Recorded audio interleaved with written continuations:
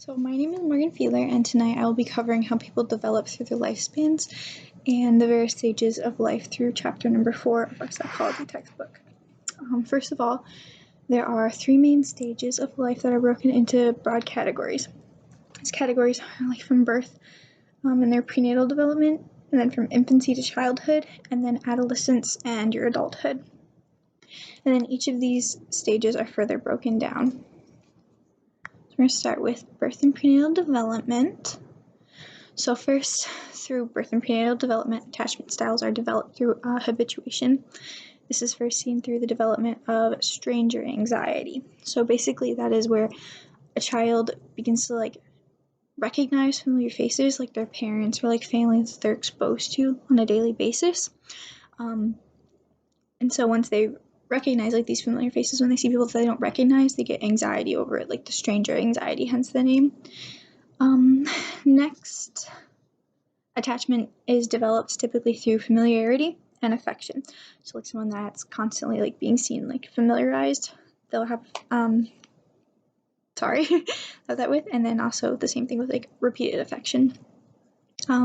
Different attachment styles include secure attachment, insecure attachment, and then there's also different temperaments of that. There's easy and difficult, which is more based on how the child acts. If they cry a lot, then they'd be more difficult, or if they're an easy baby.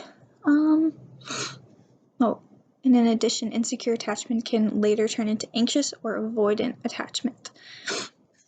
Next is how this relates to various parenting styles. There are 4 main types of parenting styles.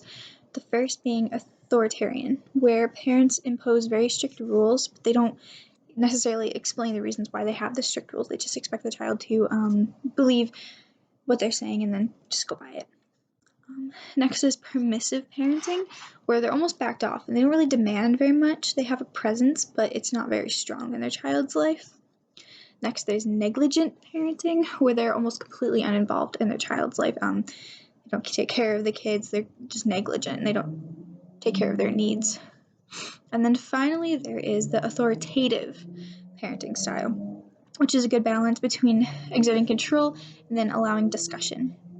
Next, there is development through adolescence and the individual's mortality and social development while going through puberty. This is them gaining their reasoning power, letting them create what's morally good and bad, and then navigating through social norms and peer pressure.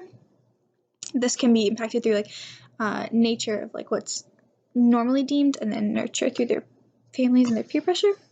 And then finally, there are various adult stages, with early adulthood from your 20s to mid-30s, middle adulthood, which is from there to age 65, late adulthood, which is up to age 65, from age 65 and then up. And then through each of these stages, things like mental performance, fertility, physical changes, all starts to degrade.